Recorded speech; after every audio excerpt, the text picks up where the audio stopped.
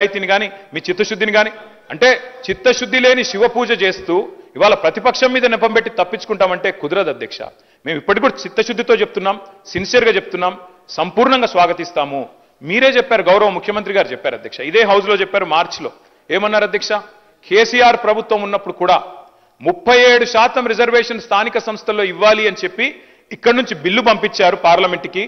Parliament నుంచి president of ఇండియాకి పోయింది, ఇంకా ప్రెసిడెంట్ ఆఫ్ ఇండియా దగ్గర పెండింగ్ ఉంది. ఇప్పుడు మనం 42% సాధించాలి అంటే ఆ 37% అని పంపిన ఫైల్ మేము వెనకకు తెప్పిస్తున్నాం, తెప్పించి ఈ 42% పంపిస్తాం ప్రెసిడెన్షియల్ అసెంట్ కోసం అని చెప్పినారు. మరి నేను అడుగుతా ఉన్నా అధ్యక్ష, ఆ రోజు మేము చిత్తశుద్ధితో ప్రయత్నం చేయలేదా? మేము 37% బిల్లు పంపలేదా? ఆ రోజు మరి అంత ప్రయత్నం చేసిన మమ్మల్ని పట్టుకొని ఇవాళ నోటికొచ్చినట్టు మాట్లాడితే ఇది మంచిదా? దయచేసి ఆలోచించండి. ఇంకొక మాట కూడా నేను అడుగుతా ఉన్నా అధ్యక్ష, రాజ్యసభ సభ్యులు మాకు ఇవాళ 4 ఉన్నారు అధ్యక్ష. మా పార్టీ ప్రభుత్వంలో ఉన్ననాడు మాకు అవకాశాలు వస్తే పెద్దలు కేశవరావు గారు, పెద్దలు డి శ్రీనివాస్ గారు, పెద్దలు బండా ప్రకాష్ గారు, పెద్దలు లింగయ్య యాదవ్ గారు, పెద్దలు గాయత్రి రవిచంద్ర గారు, వద్దిరాజు రవిచంద్ర గారు, వీరందరినీ కూడా 5గురిని రాజ్యసభకు నామినేట్ చేసింది బలహీన వర్గాల బిడ్డల్ని కేసీఆర్ ప్రభుత్వం కాదా అధ్యక్ష? అవకాశం వచ్చినప్పుడు అద్భుతంగా ఇవన్నీ చేయలేదా మేము? అట్లాగే ఇంకొక మాట కూడా నేను అడుగుతా ఉన్నా అధ్యక్ష. ఎస్, రాహుల్ గాంధీ గారు ఒక నినాదం ఇచ్చారు అధ్యక్ష, జిత్నా ఆబాదీ ఉత్నా హక్, జిత్నీ బాగేదారి ఉత్నీ హిస్సేదారి.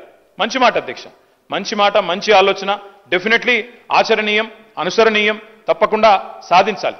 కానీ నేను అడుగుతా ఉన్నా అధ్యక్ష, రాహుల్ గాంధీ గారు ఇవాళ ఓట్ చోరీ గురించి దేశం అంతా మాట్లాడుతున్నారు. మరి 42% రిజర్వేషన్ విషయంలో ఇక్కడ జరిగిన ప్రయత్నాన్ని ఎందుకు వారు పార్లమెంట్లో లేవనెత్తలేరు?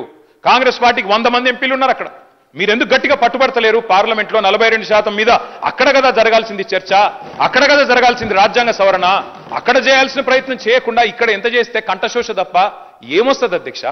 అల్టిమేట్ గా చేయాల్సిన చోట చేయాల్సిన కాడ ప్రయత్నం చేయకుండా ఇక్కడ ఉండే మన బీసీ బిడ్డల్ని మభ్యపెట్టడానికో రేపు స్థానిక సంస్థల ఎన్నికల్లో కొంత ప్రయోజనం పొందడానికో ప్రయత్నం చేసినా ఇవాళ మేధావులు, జస్టిస్ ఈశ్వరయ్య గౌడ్ లాంటి మేధావులు, మన మాజీ రిటైర్డ్ అధికారి చిరంజీవులు గారు లాంటి మేధావులు అందరూ కూడా మాట్లాడుతున్నారు. బలహీన వర్గాల బిడ్డలు బయట వేదికల్లో మాట్లాడుతున్నారు, రాజ్యాంగ సవరణ చేయాలని చెప్పి కోరుతా ఉన్నారు.